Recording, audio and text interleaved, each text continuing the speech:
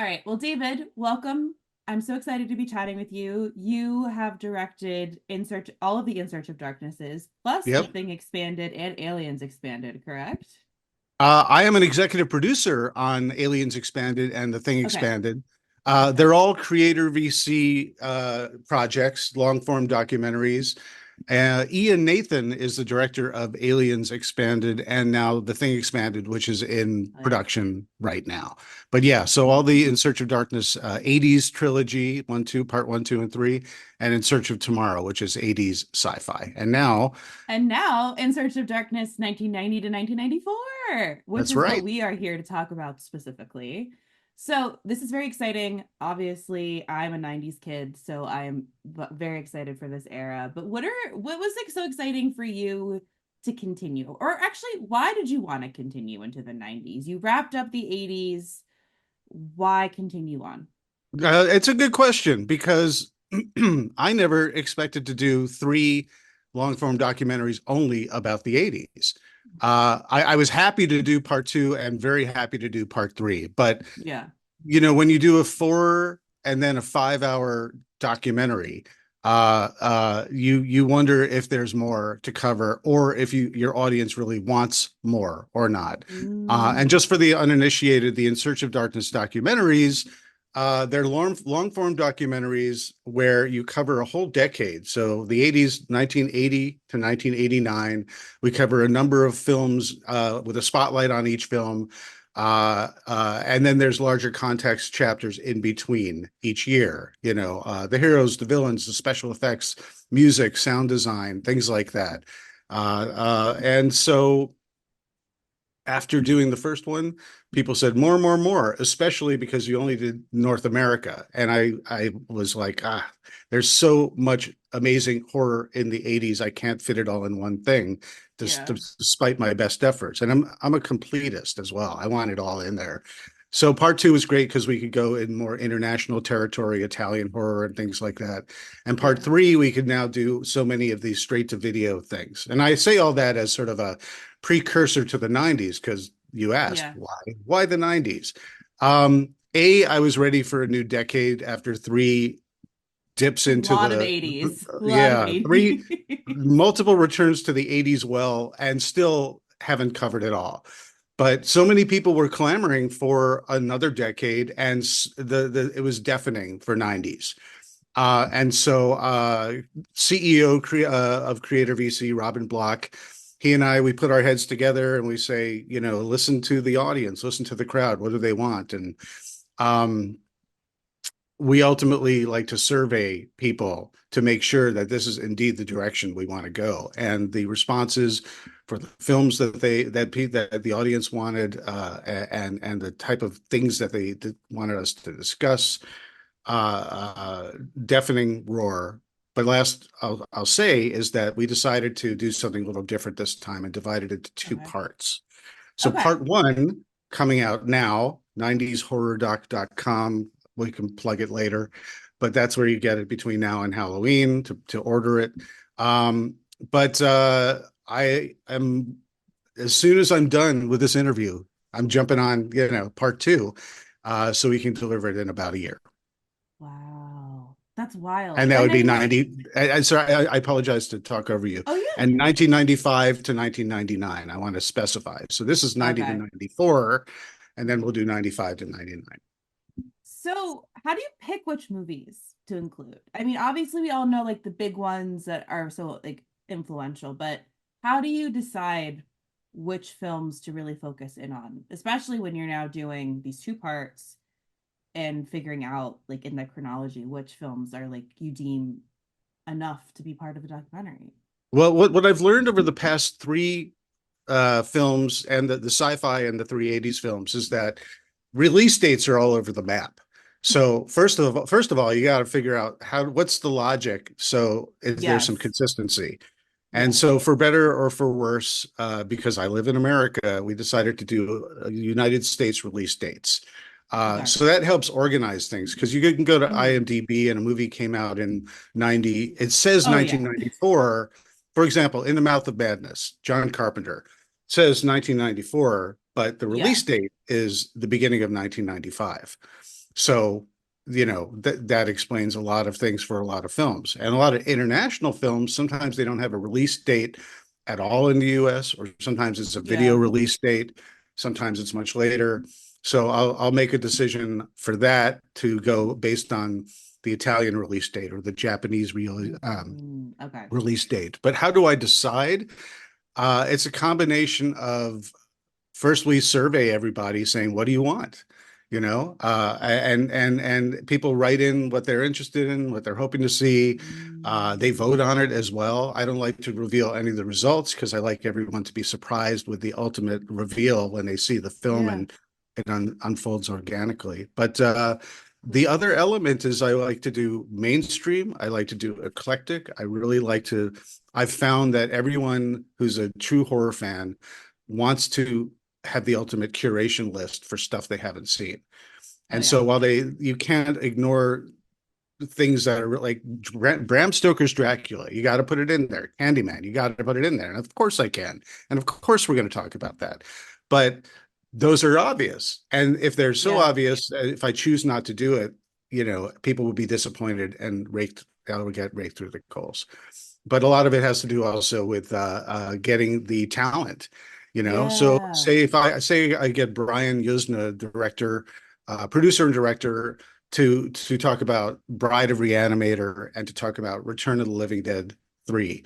If he's going to talk to me about Silent Night, Deadly Night 4, the initiation, who am I to prevent the people from getting a whole wonderful segment about the weirdness of that film?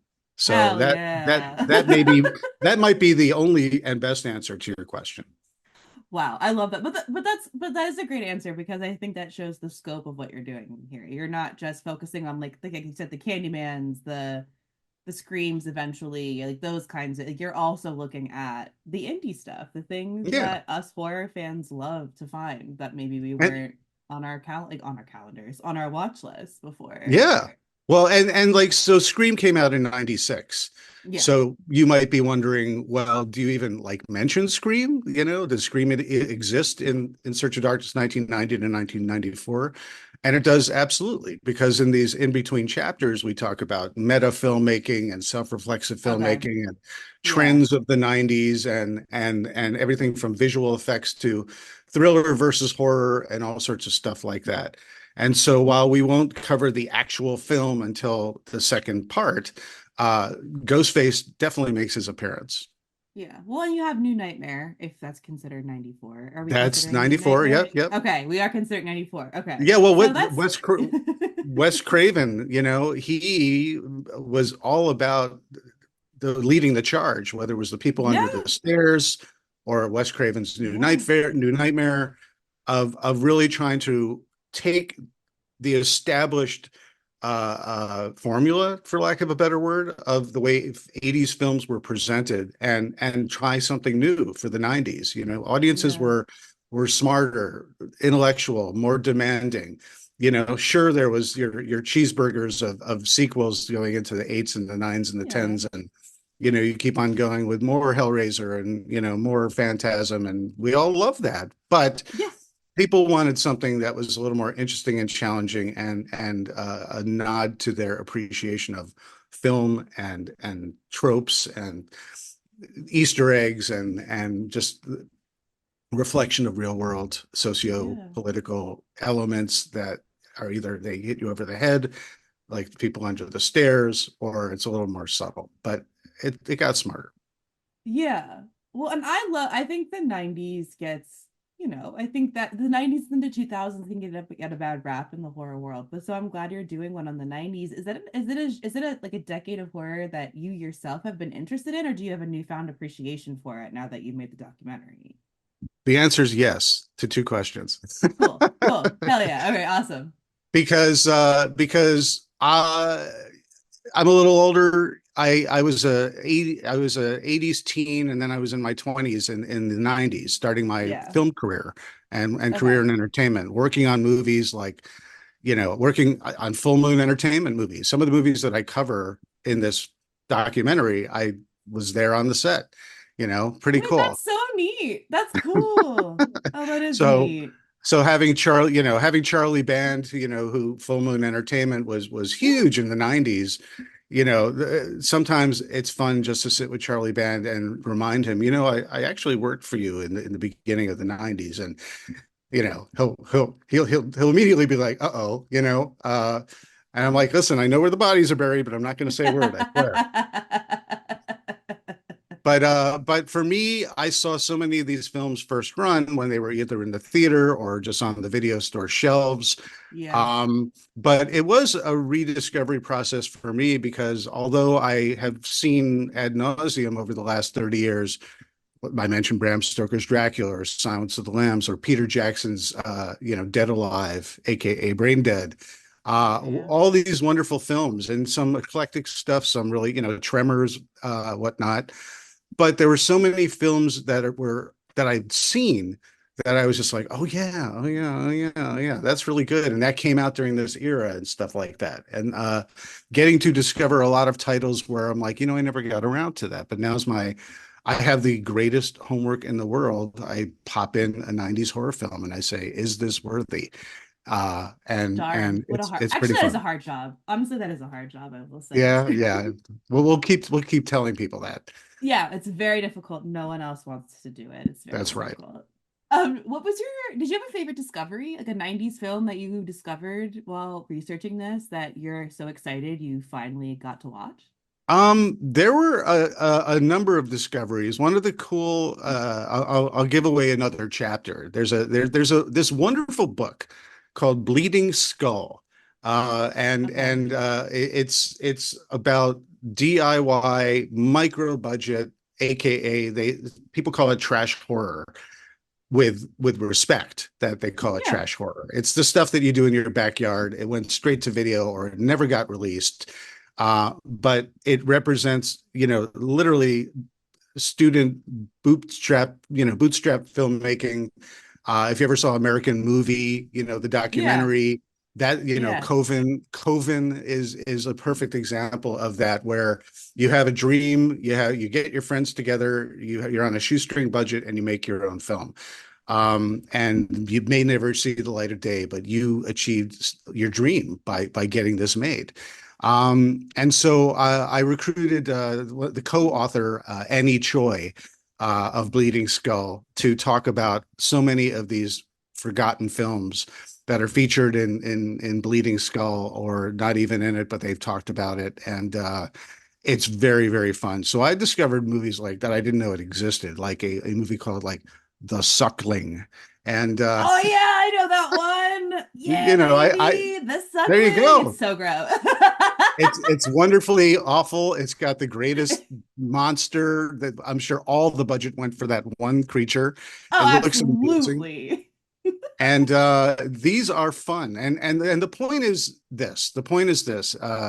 These movies were made with lots of passion and lots of effort. And you have to look at them with an undiscerning lens in terms of the quality of the production value. It's really about what's the story behind it, how entertaining is it for you, where does it sit in terms of your entertainment value, but it's very much a part of the story of the 90s. And this is Yeah. something where you can't do all the studio films. You got to get eclectic and you got to get weird. And Yeah. especially for our audience, I've discovered the newer, the undiscovered, the better.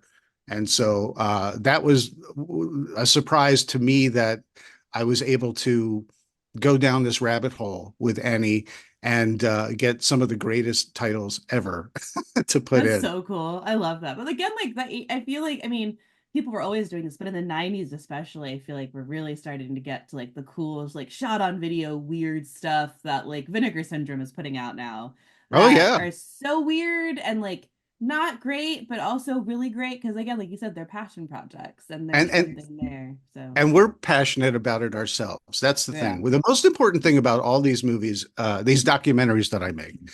arguably most important to me, is that everything is on an even playing field.